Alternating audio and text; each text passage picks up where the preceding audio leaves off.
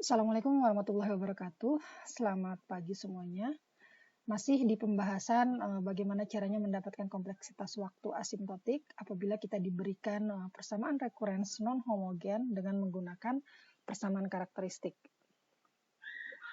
Oke, kali ini persamaannya sudah dipindah ruaskan ya, jadi udah enak. Berarti kita tinggal lihat yang di bagian kirinya kita ubah menjadi persamaan karakteristik. Saya kasih warna biru ya, yang sebelah kiri sini. Yang sebelah kiri ini, bisa ya, sebelah kiri. Nah, itu persamaan karakteristiknya akan menjadi R pangkat 1 kan ya, minus 3 R pangkat 0 gitu ya, sama dengan 0. Maka kita dapat R1-nya sama dengan 3. Oke. Nah, kemudian untuk yang sebelah kanannya 4 pangkat N, saya kasih merah mungkin ya. Ini 4 pangkat N ini bagaimana caranya supaya kita bisa mendapatkan bentuk B pangkat N kemudian dikalikan dengan PN. Nah, kalau kita lihat 4 pangkat N itu kan bentuknya sudah B pangkat N ya.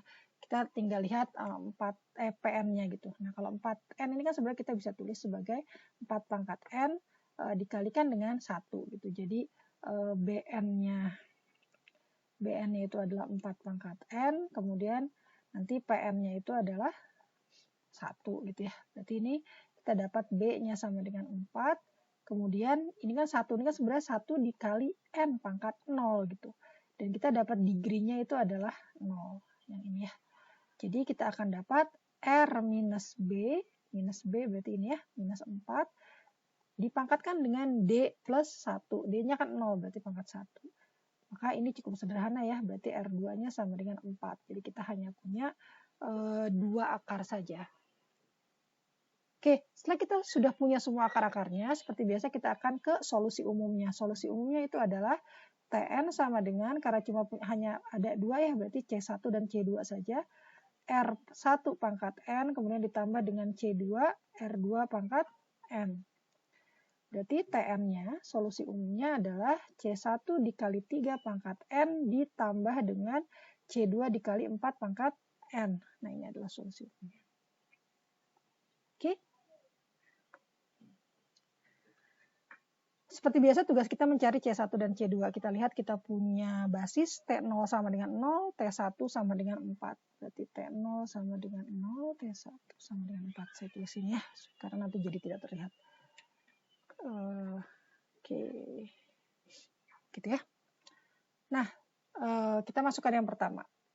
Nah, ini cukup ya, saya tidak perlu mencari T2, T3, dan seterusnya karena saya hanya butuh cari 2 variabel saja, C1 dan C2, dan saya punya 2 ini gitu. Berarti kan saya bisa buat 2 persamaan, berarti pas. Ya, berarti kalau T0 sama dengan C1 dikali 3 pangkat 0, ya, M-nya kan 0, kemudian C2 dikali 4 pangkat 0. Ini sama dengan 0. Ini ya, sama dengan 0. Berarti ini kan jadi 1, ini jadi 1. Berarti C1 ditambah C2 itu sama dengan 0. Nah, ini karena persamaannya sederhana sekali ya, saya bisa pakai substitusi aja sih ini ya. Saya bisa bilang bahwa ini kan C1-nya sama dengan minus C2 jadinya kan ya. Oke. Nanti kita satu lagi T1. T1 sama dengan C1 dikali 3 pangkat 1 ditambah C2 dikali 4 pangkat 1. Nah, ini sama dengan 4. Berarti 3C1 ditambah 4C2 sama dengan 4 gitu. Nah, ini terserah kita mau substitusi yang mana. Misalnya ini kita substitusinya C1-nya ya jadi minus C2. Berarti kan ini jadi minus 3C2 ditambah 4C2 sama dengan 4. Berarti kita dapat C2 sama dengan 4. Ya. Kalau C2-nya sama dengan 4, otomatis ya C1-nya sama dengan minus 4 gitu kan ya.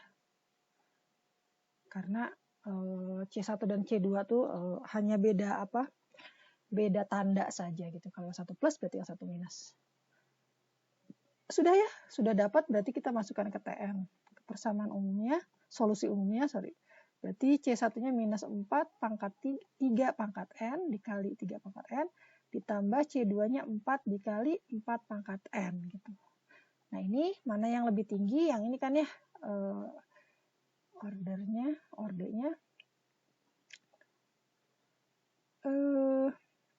saya bikin gini ya. Nah, gitu. Nah, kemudian kita bisa bilang bahwa ini adalah elemen dari big theta 4 pangkat n. Ya, jadi ini jauh lebih sederhana daripada contoh-contoh di video-video sebelumnya. Oke, mudah-mudahan dapat dipahami. Wassalamualaikum warahmatullahi wabarakatuh. Selamat pagi semuanya.